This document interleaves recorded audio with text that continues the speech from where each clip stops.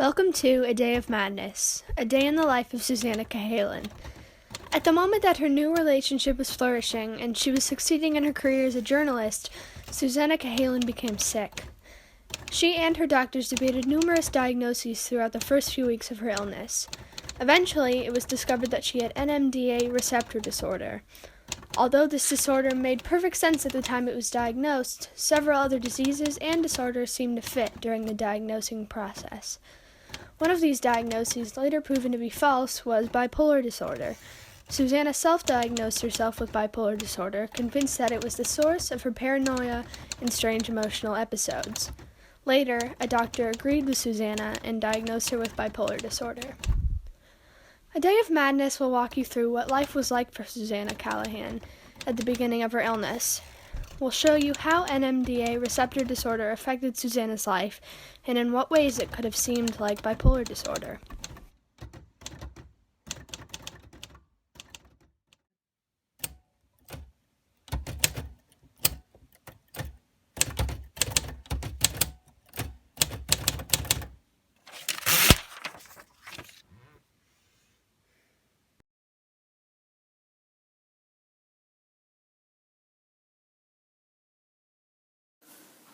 According to the Mayo Clinic, sleep disorders such as insomnia are a symptom of bipolar disorder. Susanna consistently references her experiences with insomnia, such as on page 31 when she writes that she had not slept fully in a whole week.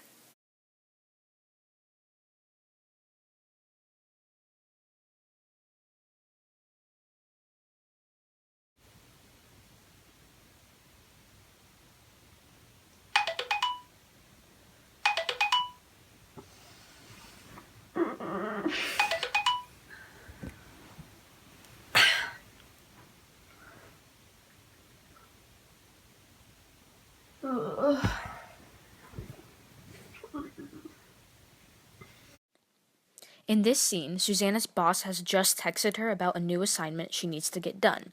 Normally, she would be extremely happy and excited about it. However, due to her anti-NMDA receptor encephalitis, she is dealing with mood changes and lack of enthusiasm to do anything. This behavioral change can also be seen in bipolar disorder. For example, common symptoms are irritable moods, little energy, the feeling of not enjoying anything, and feeling slowed down. Due to these similarities, it is understandable that at the beginning of the book, doctors and Susanna may have considered bipolar disorder as a possible diagnosis.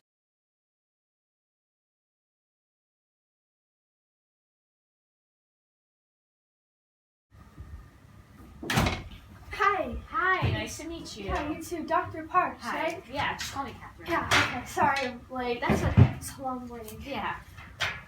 So, Dr. Parks, tell me about your current project. Well, actually, our current project is... According to the Mayo Clinic, disorganized behavior and lack of interest are prominent symptoms of bipolar disorder. Susanna's lack of punctuality and apparent disinterest in her assignment display these symptoms.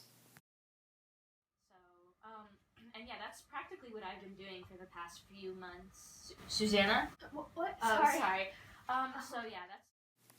Yet again, Susanna displays symptoms of bipolar disorder through her lack of concentration and interest. Her work performance is also compromised, which is often a characteristic of bipolar disorder. Okay, and so practically that's when I met this amazing doctor who really is interested in the research I'm doing too, and he's helping me figure out cures for these children. And Susanna... What? Oh, Okay. sorry. It's okay. I just got another message. Even though these symptoms are not specific to bipolar disorder, doctors did not investigate other roots of her altered behavior after Susanna's self-diagnosis, when in reality her borderline rude behavior is a result of the psychological changes brought on from the inflammation of her brain. So, anything else you want to ask me? With the portion of the research, when you were in the lab, sorry. That's okay. You're talking about the lab. Actually, that's a really big part of... In this portion of the interview, Susanna speaks with a stutter and struggles to communicate properly. Speech dysfunction is a symptom of NMDA autoimmune encephalitis that was not considered by doctors during the initial diagnostic process. Susanna's doctor was quick to diagnose bipolar disorder since she had many bipolar symptoms, but ignored symptoms that were not bipolar, such as speech dysfunction. Bye. Thank you, Mrs. Cahalan. Oh, yeah. Bye. It was really nice Dr. talking Parks with you. I'm sorry. It's okay. Bye. It's bye.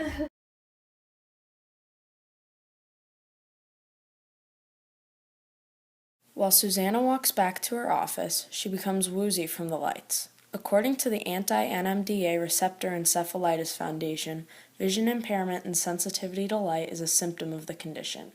This symptom is not present in bipolar patients and was overlooked by doctors.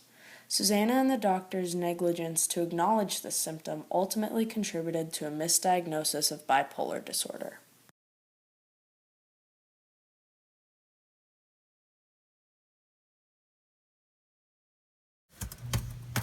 Why can't I focus? I'm never. Paul's not gonna be happy. I'm never gonna amount to anything. What is my family gonna think? I'm just a terrible journalist. Susanna is starting to become paranoid about what her boss, friends, and family will think of her. She is obviously overreacting because this is all in her mind and only a paper. Similar to bipolar disorder, she is experiencing guilt and personal failure. Her thoughts are turning into nothing but negative. Again, these reactions that Susanna can't control are so similar to a bipolar person's symptoms, she and the doctors think that it too is bipolar disorder causing her madness.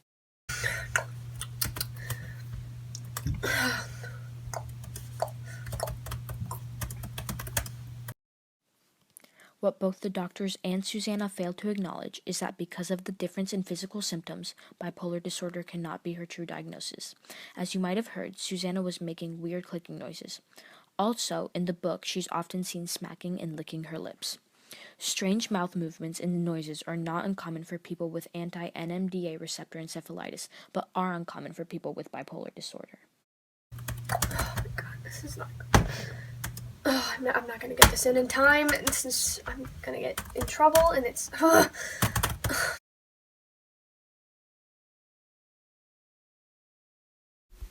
He hates me. Steve hates me. I knew this relationship wouldn't work. He's just gonna ditch me, and then he's never gonna talk to me ever again. I annoyed him. That's why he doesn't want to be with me. He's just done with it. God, where is he? Wouldn't he have the heart to tell me? In this scene, Susanna is convinced that her boyfriend Steven is cheating on her and doesn't care for her anymore. She is worried about her relationship and her mind keeps racing on about all of the negative things that could be going on right now.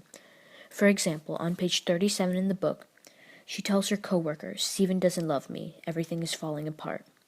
These symptoms of distrust, constant worrying, and sadness are identical to someone with bipolar disorder.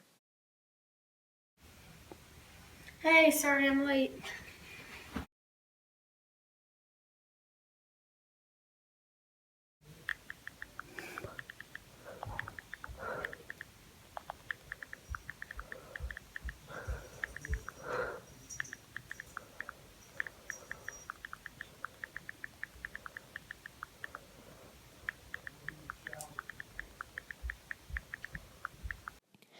Unlike her typical self, Susanna didn't get anything done throughout her day. She portrayed both abnormal physical and mental symptoms. In this scene, Susanna mentions her worries about getting sick. This is something found specifically in the anti-NMDA encephalitis person and not someone with bipolar disorder. By the end of the day, she has shown flu-like symptoms and a decrease in her physical health.